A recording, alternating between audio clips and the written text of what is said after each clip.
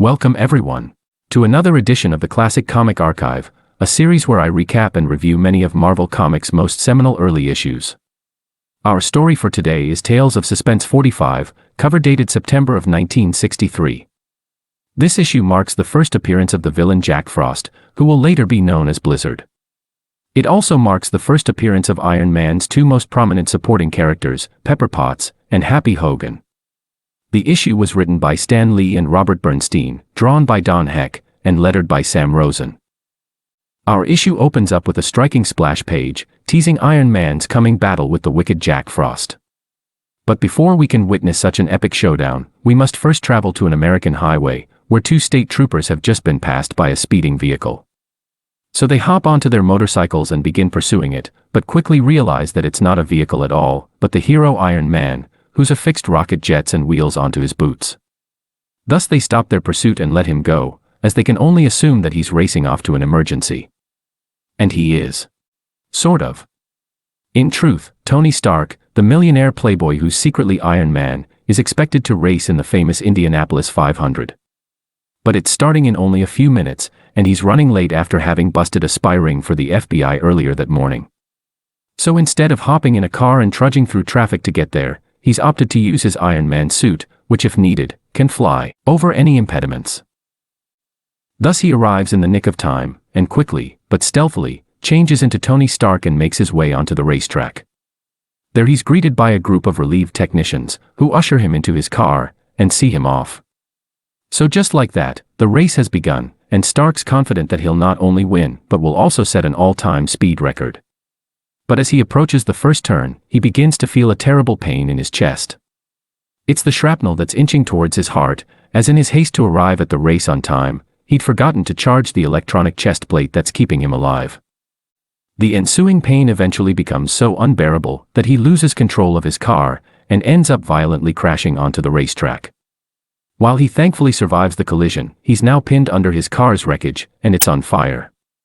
Thus it seems that Stark has finally met his end. That is until a brave spectator leaps out of the crowd, and while risking his own life, drags the millionaire out of harm's way. And he's just in time, as no sooner is Stark taken to safety, does his car erupt in a fiery explosion. But the stranger can tell that Stark's ill, and is in need of serious medical attention. So he offers to drive him to a doctor, but the playboy refuses, and instead promises him a great sum of money if he's instead taken to an empty motel room. So the stranger does just that, as he drops Stark off at the nearest motel, and then leaves to collect his money another time. Meanwhile, the inventor rushes to the closest electrical outlet, and just barely musters enough strength to plug in his chest plate.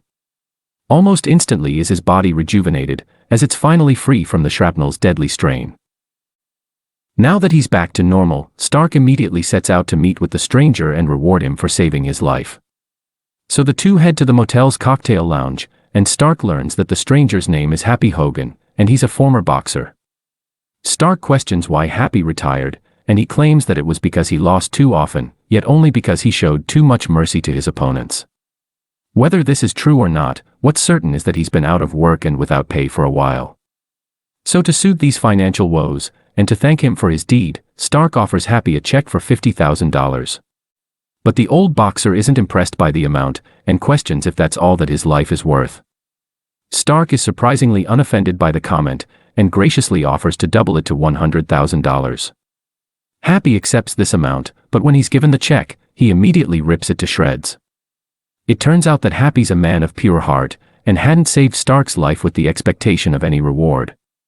But that's not to say that he can go on living like he is, as he tells Stark that what he really needs is a stable job with a pension. Thinking about this, and realizing that he might need his help again, Stark offers to employ Happy as his personal chauffeur and bodyguard. The old boxer accepts the position, and the issue then shifts forward a few days later and to New York City. Stark's traveling from there to his company's headquarters in Flushing, New York, and sure enough, the one driving him is Happy Hogan. But once they arrive, the former champ transitions into a bodyguard, and escorts Stark to his personal office. On the way there he's introduced to the CEO's personal assistant, Pepper Potts. She's initially put off by his curt and streetwise demeanor, but the two quickly develop a friendly, if rivalrous, rapport. But the pair will likely just remain cantankerous colleagues, as Pepper plainly rejects Happy's romantic advances and makes it clear that she's only interested in Stark. But speaking of the inventor, he's retired to his personal office and has donned the Iron Man suit to run some diagnostics. And what good timing it is, for as soon as he confirms that everything's in working order, the building's security alarm goes off. Evidently someone's trying to break into the company's private vault, and realizing that he can intercept the thief before any guards, Stark rushes out of his office as Iron Man. But obviously he can't just walk out of the front door while in full costume, so he instead takes a secret exit that leads him into a network of underground passageways. These hidden tunnels connect to every corner of the building, giving Iron Man quick and easy access to the vault. Thus he arrives in no time, and is shocked to see that the thief is one of his most trusted scientists, a man named Dr. Shapanka. Luckily the old researcher is no threat to Iron Man, as the hero quickly subdues him, and presses him into revealing his motives. It turns out that Shapanka is just doing it for the money, as he was hoping to steal, and then sell, the designs of Stark's lucrative transistors. But interestingly, he only wants the money to fund his research into cryogenics, which he claims is the key to human immortality. But Iron Man isn't interested in his far-out theories, and thus locks him in the vault and leaves to change back into Stark. When he arrives back on the scene as himself, he pretends as if he's just learned of Shapanka's theft, and is utterly shocked by it. But when Shapanka asks him if he's going to call the police, Stark surprisingly tells him that he isn't. Apparently he's still grateful for the good work that he did over the years, and in recognition of that, is only going to fire him. But Shapanka doesn't appreciate Stark's leniency, and brazenly demands to receive severance pay. Overhearing this, an appalled Happy offers to personally escort Shapanka out, but Stark refuses, and instead tells the would-be thief to leave immediately, or else he might get cold feet about not turning him in.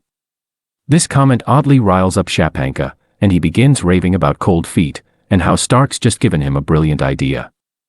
At this point the playboy just thinks that his former employee has lost his mind, and thus pays no attention to it. But perhaps this was a mistake, as the issue shifts forward weeks later into Shapanka's private lab. The strange scientist is conducting an experiment, in which he's currently thawing out a cat that he'd frozen in a block of ice. And although it'd been frozen for several days, it's now roaming around as if nothing had happened.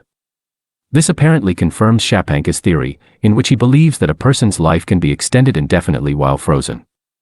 But even if immortality is possible through this method, of what use would it be, as someone would have to spend that eternity asleep in a block of ice? This is where Stark's comment comes in, as it's apparently inspired Shapanka to invent a special freezing suit, which can lower his body temperature and slow his aging, but leave him fully conscious.